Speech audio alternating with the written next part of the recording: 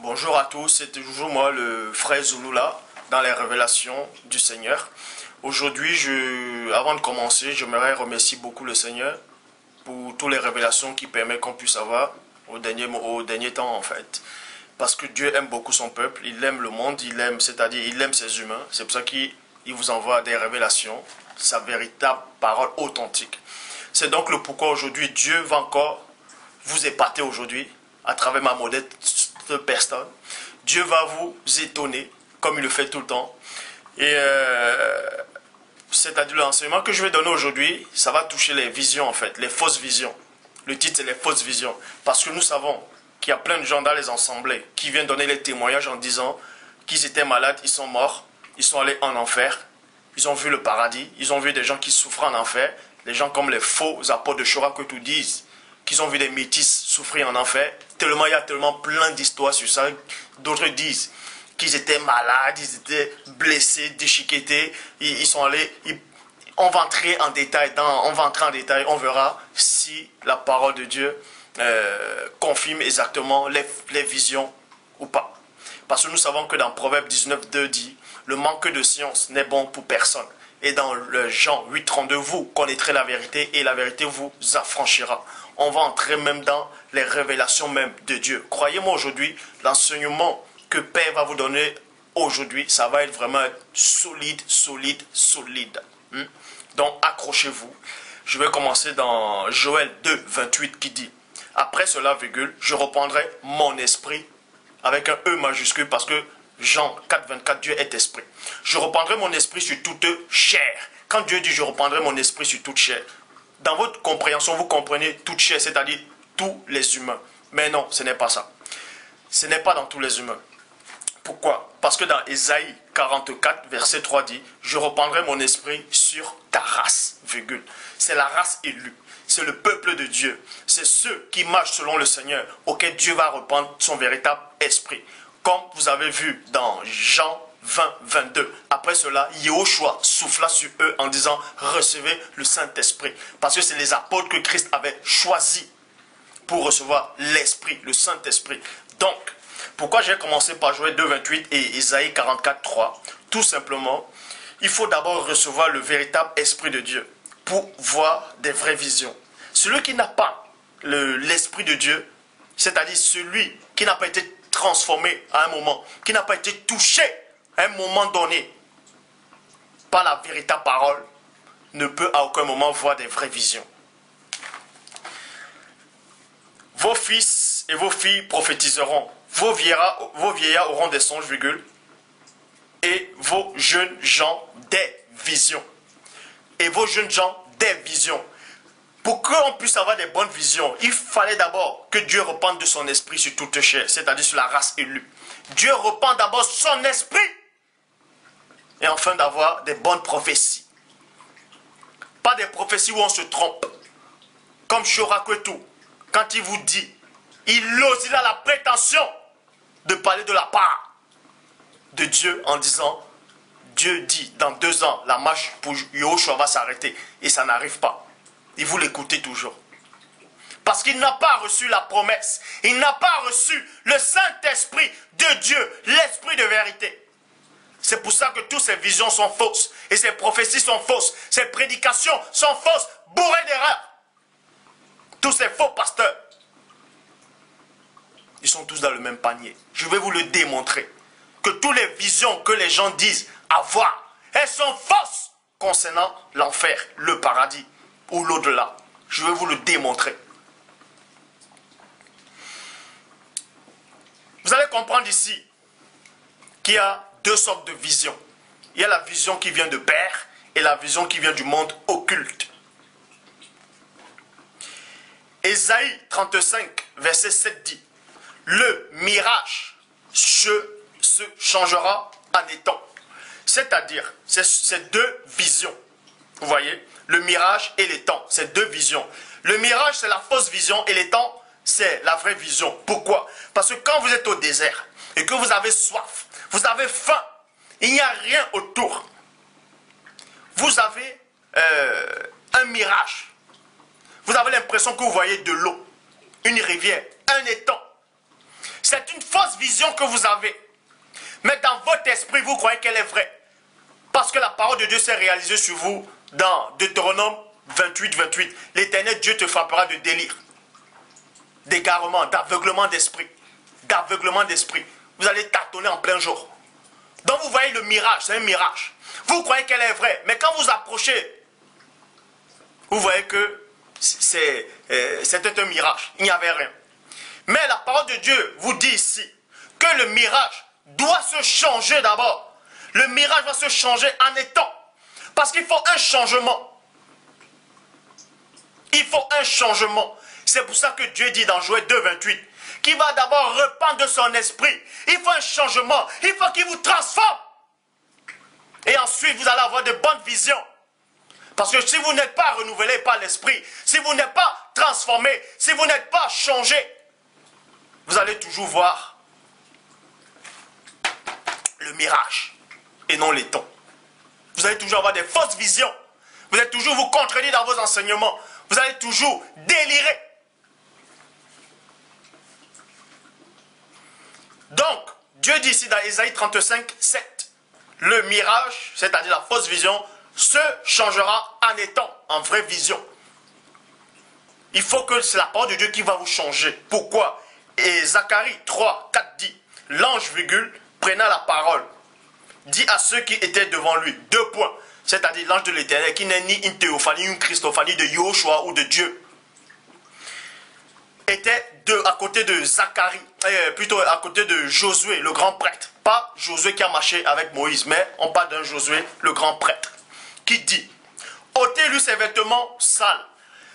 Ôter, c'est changer. Parce qu'il a fallu un changement. Vous voyez? Josué, le grand prêtre, il avait des habits sales. C'est-à-dire, il voyait un mirage. Il vivait dans un mirage. Les habits sales représentent le péché, représentent le monde inférieur, représentent le mirage. Donc il a fallu un changement. Il a fallu qu'on lui mette des habits propres. Les habits propres représentent quoi? Ici, vous allez comprendre dans l'enseignement que les habits propres représentent le changement. L'Esprit de Dieu qui est en vous. Vous êtes une nouvelle créature. Les choses anciennes ont disparu. Et là, le grand prêtre Josué peut maintenant avoir une vraie vision. Et de même que Yahushua, dans Philippiens 2, 5 à 7, ayant vu les sentiments qui étaient en Yahushua, lequel existait en forme de Dieu, n'a pas regardé comme il peut arracher d'être égal à Dieu, mais s'est dépouillé lui-même en prenant une forme de serviteur, en devenant semblable aux hommes. Ça veut dire, car quand il était au ciel, dans le grand ciel, dans le monde divin de Père, il avait une vision du monde, c'est-à-dire une vision d'où il était. Il avait une vision du ciel, une vision de Père. C'est-à-dire un l'étang. C'était réel, c'était une bonne vision. La vision, c'est la vue.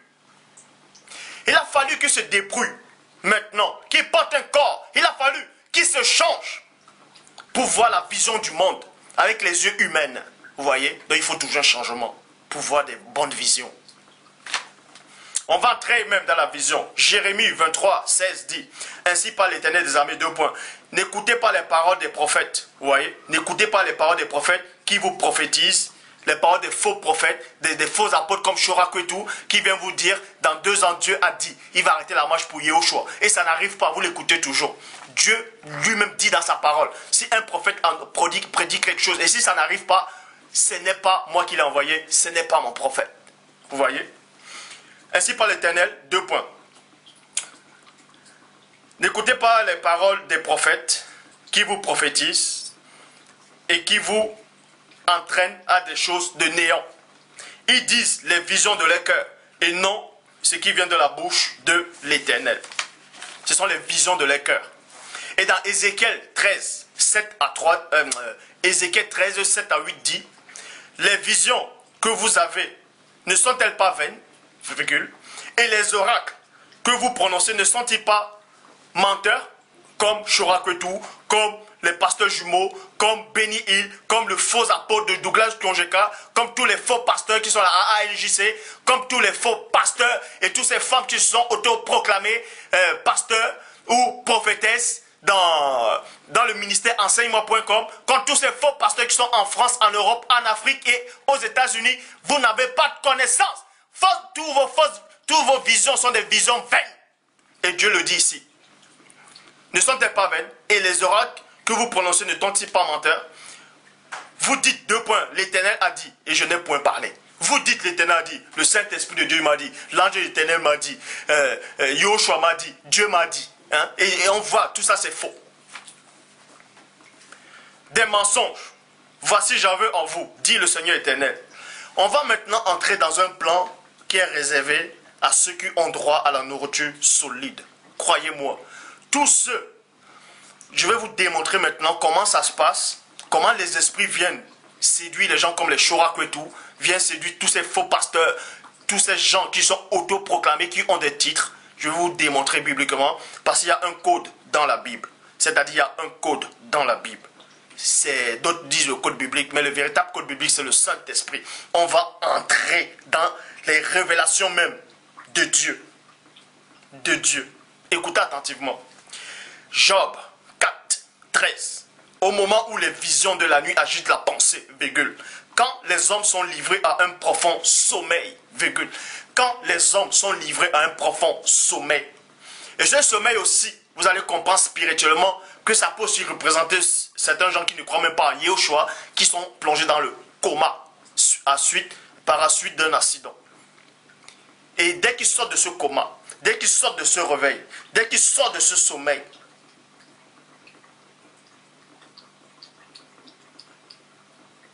ils se mettent à délirer. De même que Adam, il a fallu qu'il dorme. Parce qu'avant qu'Adam ne dorme, il avait une vision. La vision, c'est la vue.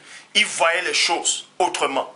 Mais quand il a dormi, il y a quelque chose qui est sorti de lui. Dieu a travaillé sur lui pendant son sommeil.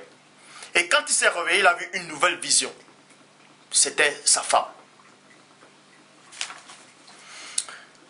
Verset 15 de Job 4. Un esprit passa près de moi. 1 Roi 22, 21 à 22 dit. Un esprit vint se présenter devant l'Éternel. 2 points. Cet esprit-là, c'est Satan. Moi, je le séduirai.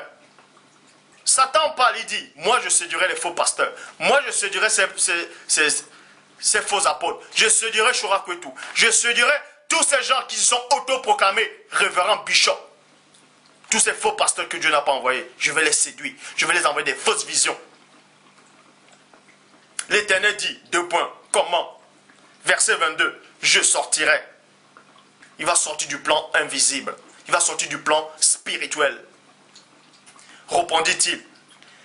Et je serai un esprit de mensonge dans la bouche de tous ces prophètes. Je serai un esprit de mensonge dans la bouche de Chorakwetu qui prophétise des choses qui n'arrivent jamais. Qui donne des dates. Certains ont la prétention de donner des dates. Ça n'arrive pas. C'est l'esprit de mensonge qui est dans vos bouches. Je sortirai. Vous voyez? L'Éternel lui dit, l'Éternel dit 2 points. Tu le séduiras et tu en viendras à bout. Sors-en et fais-en ainsi. Sors-en et fais-en ainsi. Tout simplement parce que Dieu vous a déjà égaré. Dans Deutéronome 28, 28, l'Éternel Dieu te frappera de délit, d'égarement, d'aveuglement d'esprit. Job 4, 13. Je reparle. Au moment où les visions de la nuit agitent la pensée, quand les hommes sont livrés à un profond sommeil. Verset 15. Un esprit passa près de moi. Ézéchiel 8, 3 dit. Il étendit une forme de main. C'est-à-dire c'est cet esprit qui vient pendant la nuit. Pendant les visions de la nuit. C'est cet esprit qui vient quand vous êtes dans un coma. L'esprit vient à côté de vous. Il étend une forme de main. Il me saisit par les cheveux de la tête, virgule. L'esprit m'éleva de la terre, entre la terre et le ciel, et me transporta, virgule, dans les visions divines. Et les visions divines, c'est visions surnaturelles.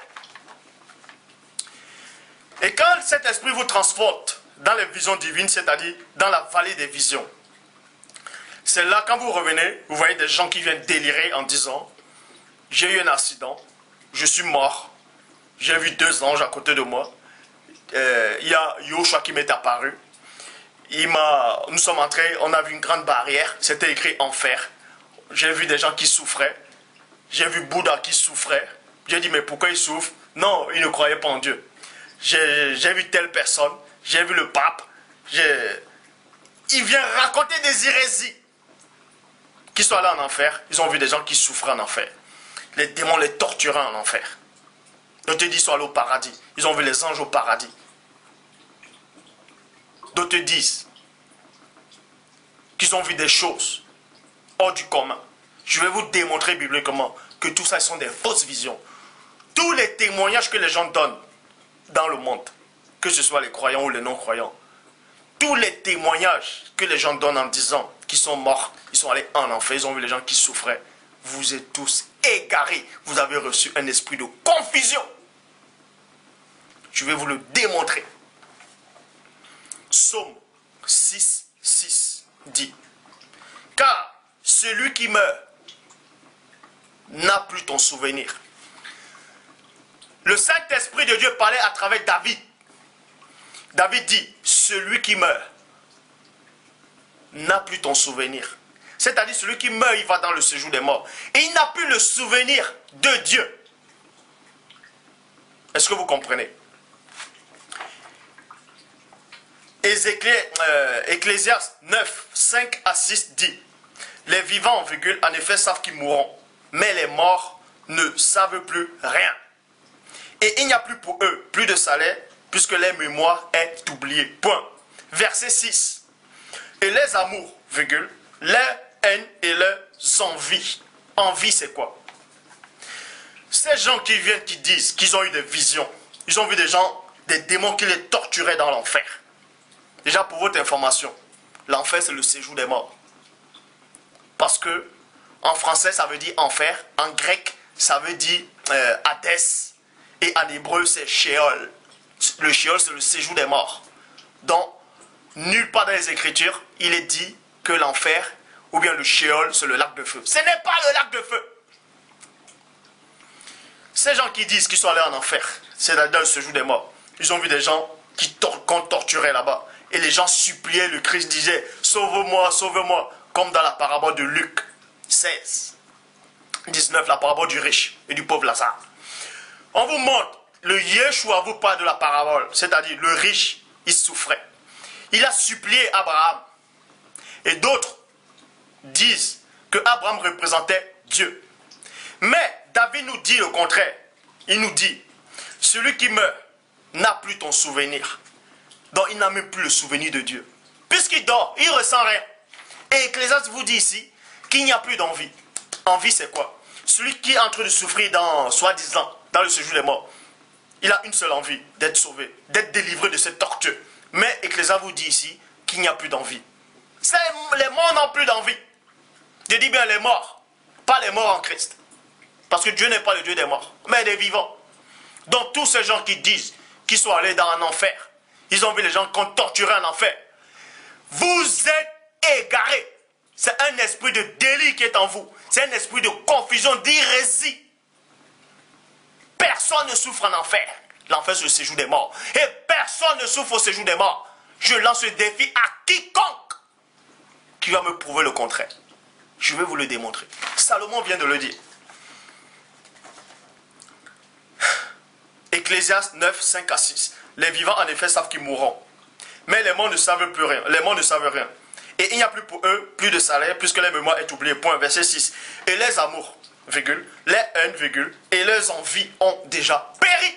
Or, dans la parabole de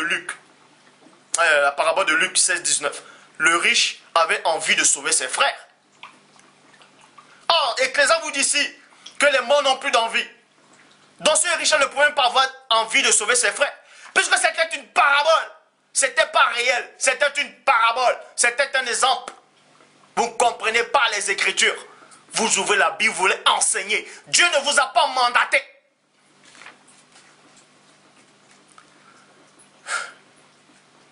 Verset 10 d'Ecclésiaste 9 dit: tout ce que ta main trouve à faire avec ta force, fais-le. Car il n'y a ni œuvre. Il n'y a ni œuvre, virgule. L'œuvre, c'est quoi? L'œuvre, c'est un travail. Si le démon te torturer en enfer, c'est que c'est son œuvre à lui. C'est que c'est son travail à lui. C'est son job. C'est son boulot de te torturer. Oh, Salomon dit ici qu'il n'y a ni œuvre. pensée, ni science, ni sagesse dans le séjour des morts où tu vas. Point. Il n'y a ni pensée. Il n'y a ni pensée. Or, dans la parabole de Luc 16, 19, il pensait à ses frères. Vous croyez que la parole de Dieu se contredit? Non, c'est vous qui êtes dans l'erreur. C'est vous qui êtes dans l'erreur. Ni penser. D'autres gens viendront et diront, non, c'est une vision que j'ai eue, une vision de la fin des temps, c'est-à-dire du lac de feu, du feu éternel, que Dieu a permis que je vois néanmoins les gens qui souffrent dans le lac de feu après le jugement dernier. Même ça, je vais vous démontrer que vous racontez des hérésies. Apocalypse 20, 10 dit ceci. Et le diable qui les séduisait fut jeté dans le temps de feu et de soufre. Où sont la bête et le faux prophète? Point. Ils seront tourmentés jour et nuit. Ils seront tourmentés jour et nuit au siècle des siècles. Point. Nulle part il est écrit ici que le diable va tourmenter les gens qui sont dans le lac de feu. C'est pas écrit. C'est plutôt écrit que lui, il sera tourmenté. Montre-moi un seul verset où il est dit que les démons ou le faux prophète ou Satan ont tourmenté les gens. C'est pas écrit. Ce sont des fausses visions que vous avez.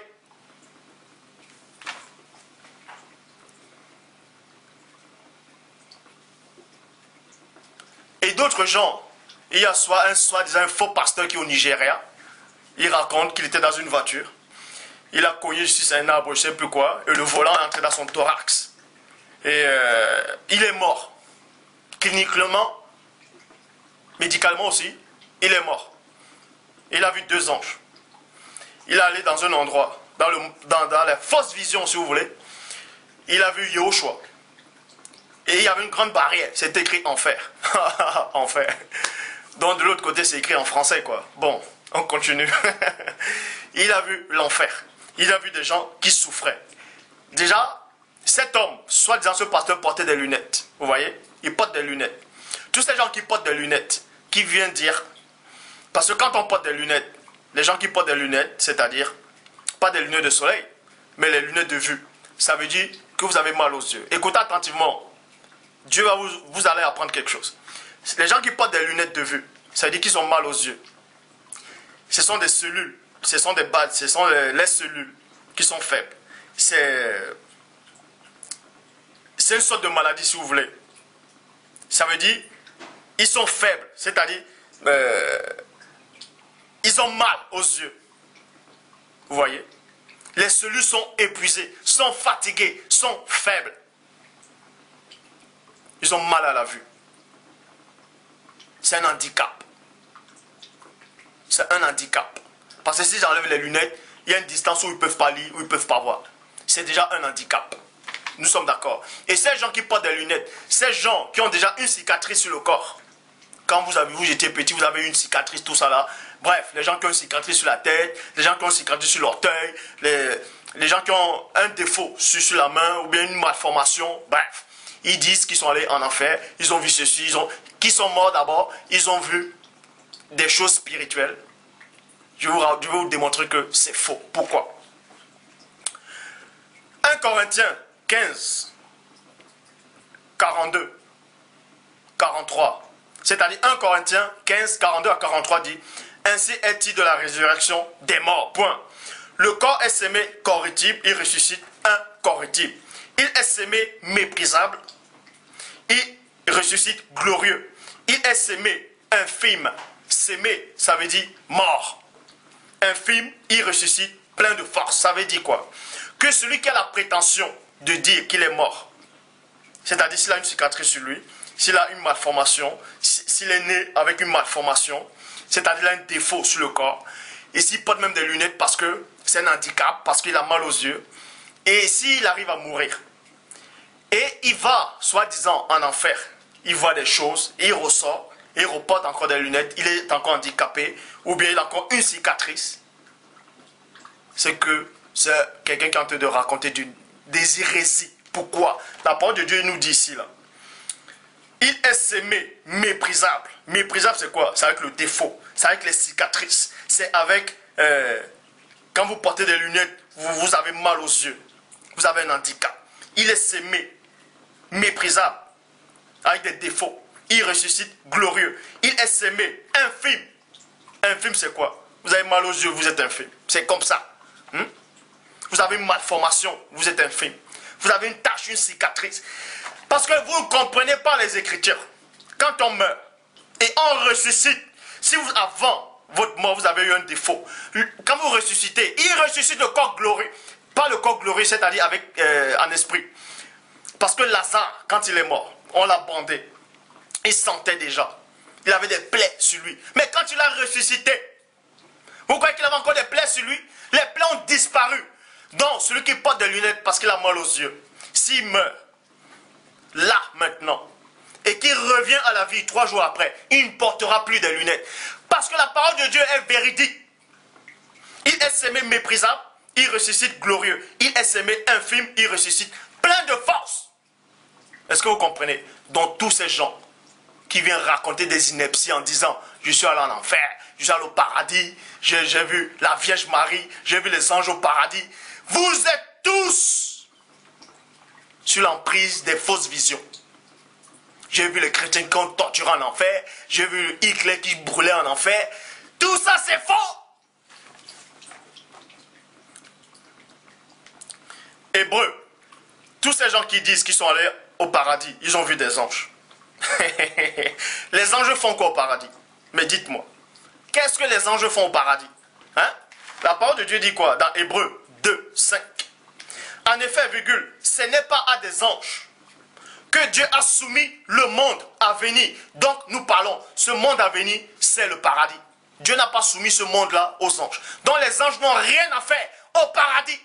Ce n'est pas pour eux. Donc tous ces gens qui disent qu'ils sont allés au paradis, ils ont vu des anges là-bas, ils faisaient ceci, cela. Vous êtes tous dans la confusion. Apocalypse 21, 10. Il me transporta en esprit sur une grande et haute montagne, point. Et il me montra la ville sainte, c'est-à-dire le paradis.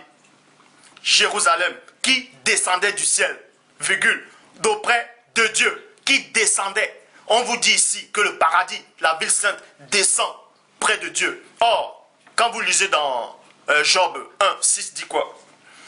Or, les fils, c'est-à-dire les anges, de Dieu vint un jour se présenter devant l'Éternel. Les anges viennent se présenter devant l'Éternel. Et on vous dit ici que le paradis est auprès de Dieu et le paradis descend de près de Dieu.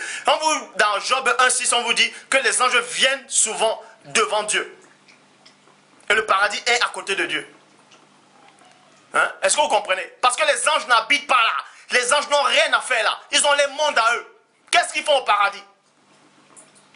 Donc, toutes vos fausses visions que vous venez raconter à chaque fois aux gens, arrêtez ça.